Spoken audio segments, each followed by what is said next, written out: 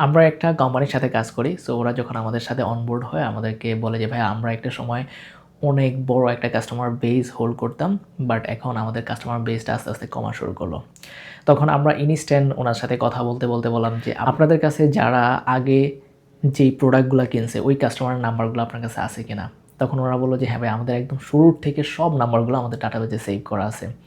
তখন আমরা কি করলাম, একদম মানে কোনো স্ট্র্যাটেজি এপ্লাই করলাম না। শুরুতেই আমরা কি করলাম, ওই নাম্বারগুলো নিয়ে একটা সুন্দর অফার মেক করে ওই নাম্বারগুলাতে অনলি শুধুমাত্র অ্যাড দেখানো শুরু করলাম। এবং ওইখান থেকে মানে জাস্ট ওই বিজনেস ওনার অবাক হয়ে গেল যে ওদের ২-৩ বৎসরের পুরাতন কাস্টমার বা ৩-৪ বৎসরের পুরাতন কাস্টমারও আবার রিটার্ন আসে। এবং ওরা তখন আমরা জাস্ট জিজ্ঞাসা করলাম যে, আপনি জাস্ট ওদেরকে জিজ্ঞাসা করেন যে ওরা এতদিন কেন আসে নাই বা প্রবলেম কী ছিল?